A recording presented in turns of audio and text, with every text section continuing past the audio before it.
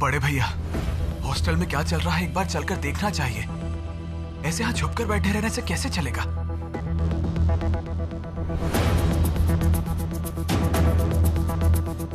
बड़े भैया मैं कह रहा हूँ चलिए। यहाँ बैठे रहने से क्या पुलिस हमें पकड़ नहीं पाएगी, या फिर जिंदगी भर हम यहीं बैठे रहेंगे? वंदे मातरम और युगांतर पत्रिका रखने से कौन सी सजा मिलेगी बताइए मुझे। चुप शरद, बिल्कुल चुप। तुम कुछ मत बोलो। शरद, मैंने तुम्हें इससे पहले कितनी बार समझाया कि वो पत्रिका मत खरीदो, अपने साथ मत रखो उसे, पर तुमने मेरी एक भी बात नहीं मानी। अभी जिद पकड़ रखी है कि तुम्हें हॉस्टल जाना है। तुम ये मत भूलो शरद कि बाबा को पता चल गया था कि तुम ये सब पत्रिकाएं अपने साथ रखते हो। अगर उन्हें अब पता चला ना कि तुमने फिर से ये सब शुरू किया है तो क्या होगा, जरा एक बार सोच लेना। शरद बाबू, आप कुछ देर के लिए अभी रुक जाइए ना। पुलिस के जाने के बाद आप तुरंत यहीं से कोदाली के लिए निकल जाइएगा। वैसे अभी भी एक बात की चिंता तो है ही। शरद बाबू, वो सारी पत्रिकाएं क्या आपके हॉस्टल के कमरे में रह गई हैं? जी हाँ। नहीं, वो पत्रिकाएं मैंने बहुत पहले शरद के टेबल से हटा दी थी।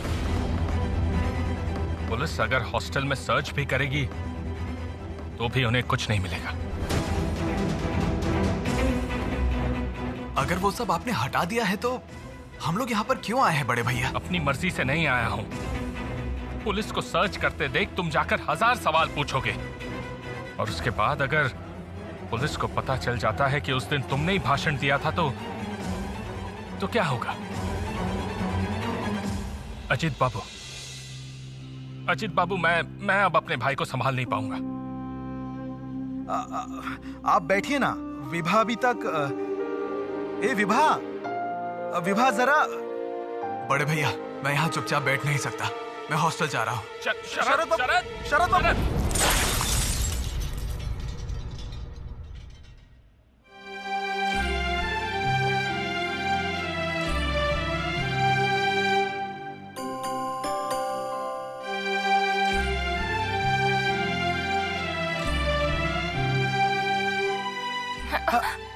मुझे दो। क्या हुआ आपको? आपका तो नहीं। पैर कट गया है। घर में दवाई वगैरह कुछ है? हाँ, मैं ठीक हूँ, इतनी भी नहीं लगी है। मैं ठीक हूँ। मैं अभी आती हूँ जरा। भैया। तुम जाओ, मैं देखता हूँ। जरा सतीश बाबू, मैं जरा नंद की माँ को बताकर आता हूँ। हाँ ठीक है।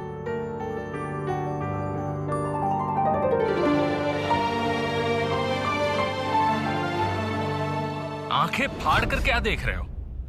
जाओ, जाकर देखो, उसे गहरी चोट आई है। मैं सचमुच बहुत शर्मिंदा हूं। बिना देखे भाग रहा था और इतना नुकसान कर दिया। मन जरा अशांत है। चारों ओर माहौल इतना बिगड़ा हुआ है।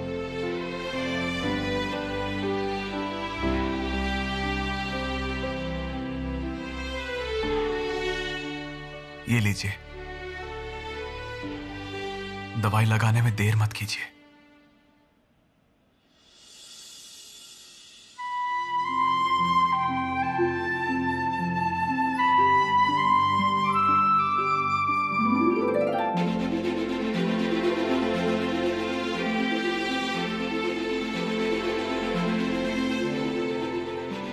पर आप अभी हॉस्टल नहीं लौटकर जाएंगे?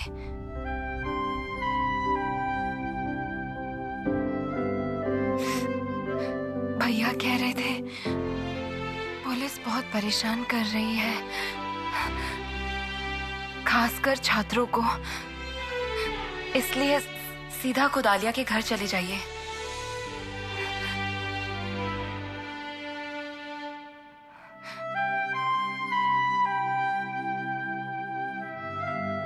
दरअसल दिल में आया तो कह दिया मैंने। अगर जरूरत से ज्यादा बोल दिया तो मुझे माफ कर दीजिएगा। बुरा मत मानिएगा।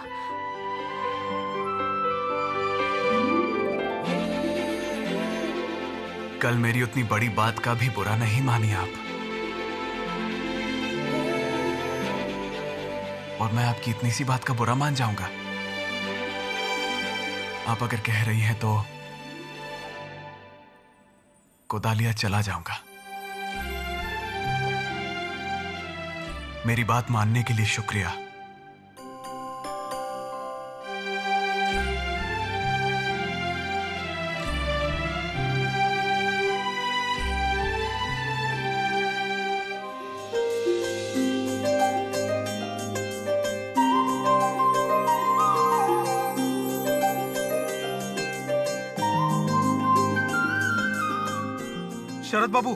शरद बाबू, एक बहुत बड़ी दुर्घटना हो गई है। मुरारीपुकुर के एक घर से काफी सारे बम, बारूद, बहुत सारे रिवॉल्वर, बंदूक पकड़े गए हैं। लोग भी पकड़े गए हैं। क्या कह रहे हैं? वो तो औरोबिंदो घोष का घर है। अनंतदा वहीं पर रहते थे। शरद बाबू, मुझे तो लगता है कि आप लोगों को इंतजार नहीं करना चाहिए। अभी के अभी कोदालिया जाने के लिए निकल जाना चाहिए।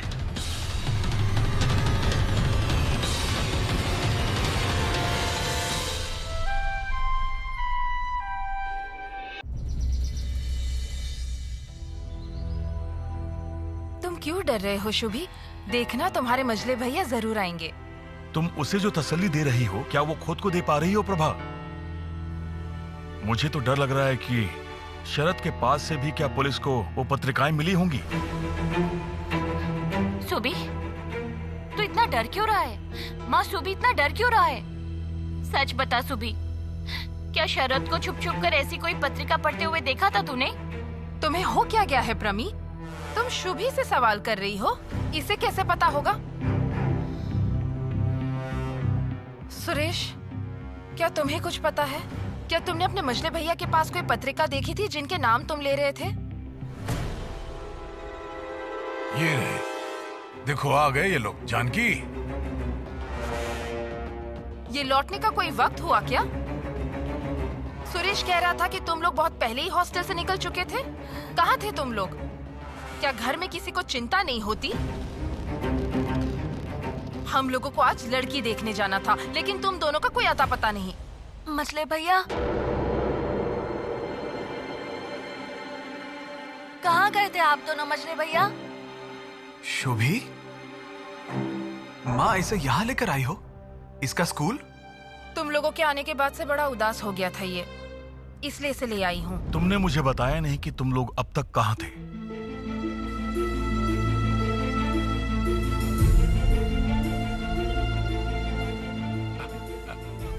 बाबा, हम लोग कॉलेज के पास में ही थे, एक पहचान वाले के घर पर।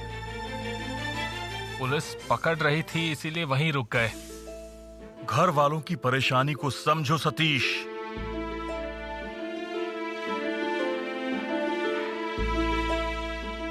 अपने कमरे में जाओ। हाँ तुम लोग जाओ, जाकर आराम करो। बाहर हालात कुछ ठीक नहीं है। बड़ी चिंता में डाल दिया तुम लोगों ने। कमरे में चलो ना भैया।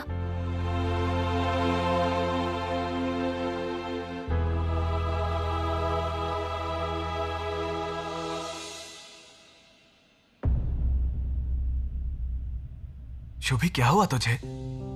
सब आपकी बहुत चिंता कर रहे थे भैया। मुझे पता था आपके पास एक पत्रिका है, लेकिन मैंने किसी से कुछ नहीं कहा। बड़े भैया जो पेपर ले गए थे उस बारे में भी कुछ नहीं कहा। मजले भैया, मुझे आपसे बहुत सारे सवाल करने हैं। आप खुदीराम बोस को जानते हो क्या?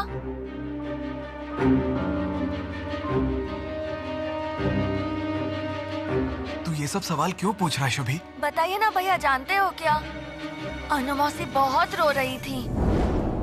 पुलिस ने उन्हें क्यों पकड़ा है? बताओ ना, क्या किया था खुदीराम बोस ने? सुभाष, तुम्हारी जुबान पर ये नाम आगे से नहीं आना चाहिए। और ये रो कौन रही थी? अनु मौसी क्यों रो रही थी? बाबा, कम उम्र का एक बच्चा पकड़ा गया है। किसी को भी बुरा लग सकता है, शायद इसीलिए रो रही थी। सुनो शरत, देश से प्यार करने के लिए खून खराबा करना जरूरी नहीं। बॉम्ब विस्फोट करके देश का भला नहीं होता। शुभी को समझाओ और खुद भी याद रखो, पढ़ाई लिखाई करना जरूरी है। पढ़ोगे लिखोगे तो देश की भलाई अपने आप हो जाएगी। और ये फालतू बातें छोड़कर सुभाष को कहो कि स्कूल के रिजल्ट के बारे में सोचे।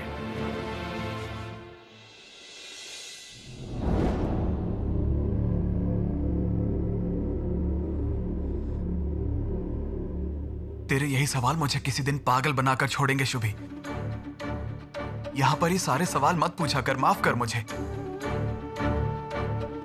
चारों तरफ जो कुछ भी हो रहा है, कहीं पर भी कोई भी बात करना दुश्वार हो रहा है। कहीं भी कोई भी अरेस्ट हो रहा है, उनका गुनाह क्या है ये भी कोई बता नहीं सकता।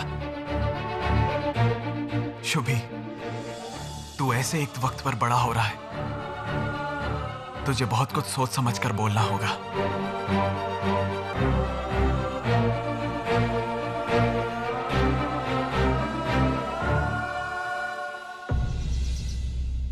आओ आओ मेरी कोमल बिटिया।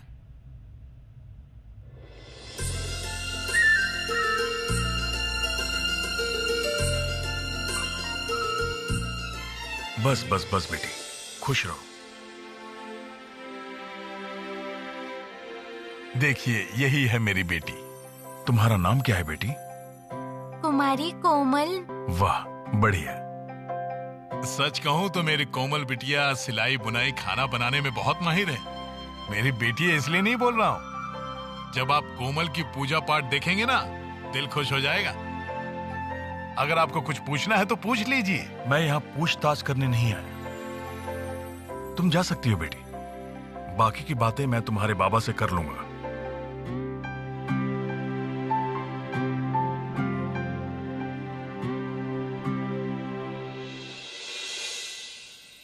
आओ, जाओ।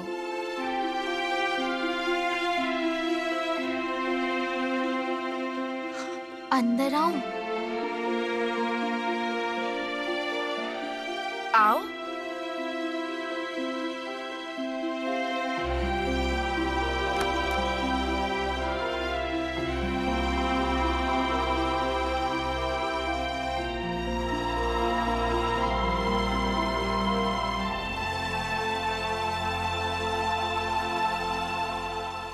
हमेशा खुश रहना।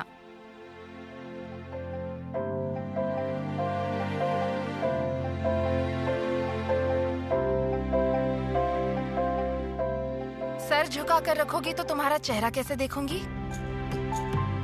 जरा ऊपर देखो।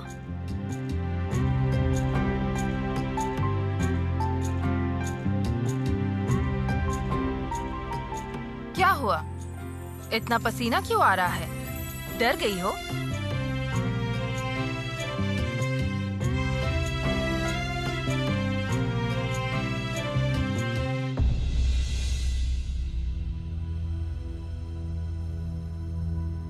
देखो तो।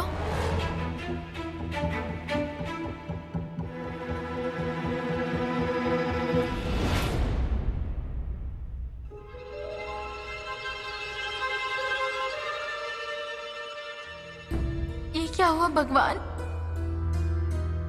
तुम्हें इतना सजने की कोई जरूरत नहीं थी। हम लोग हमारे घर की बड़ी बहू पसंद करने आए हैं, जो मेरे पूरे परिवार को बांध कर रखे।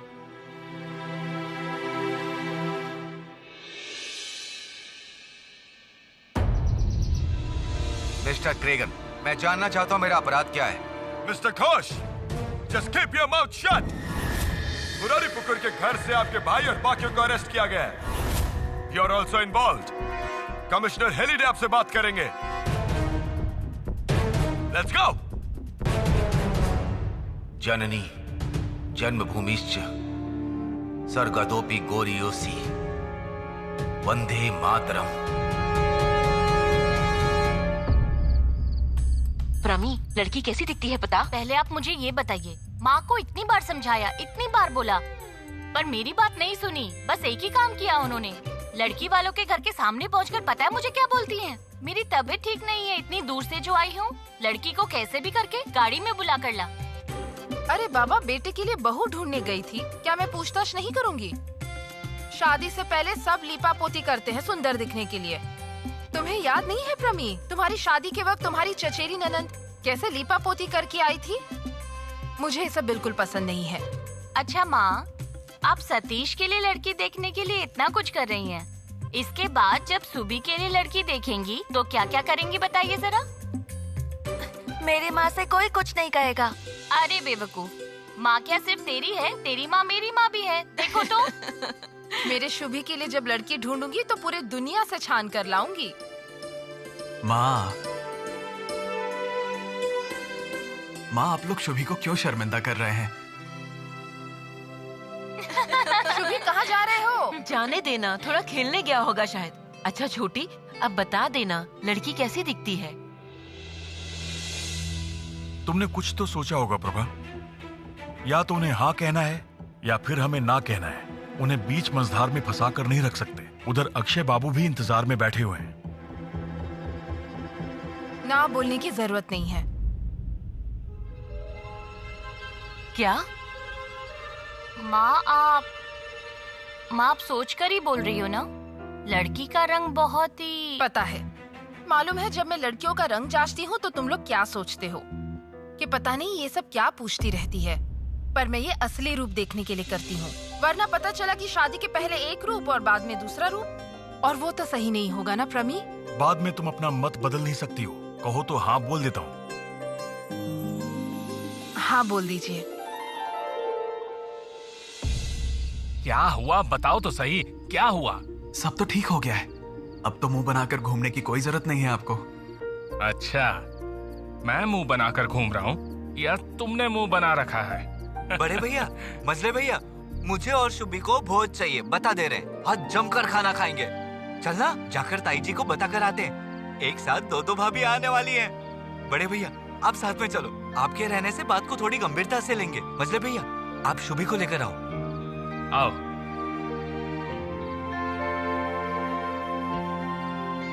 शुभी, चल अंदर चल। मछली भैया, इसके बाद तो हम कटक वापस जाएंगे ना? वहां तो जाना ही पड़ेगा शुभी। स्कूल है, पढ़ाई लिखाई है। मछली भैया, इसका मतलब खुदीराम बोस की खबर मुझे नहीं मिलेगी। अनु मौसी बहुत रो रही थी। मुझे लगा कि आप उनकी खबर देंगे। मैं तुझसे कुछ भी छुपा कर नहीं रखना चाहता हूं। देश की जो हालत है उसके बारे में तेरे जैसे बच्चों को भी थोड़ा थोड़ा करके जानना होगा।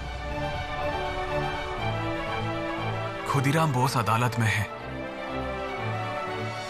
उसका विचार किया जा रहा है। और भी बहुत लोग हैं वहां। श्री औरोबिंदो घोष को भी अरेस्ट कर लिया है। देश में एक तूल कलाम शुरू हो गया है शुभी। अनु मौसी तो कह रही थी खुदीराम बोस अभी बहुत छोटे हैं। पुलिस उनके साथ क्या करने वाली है?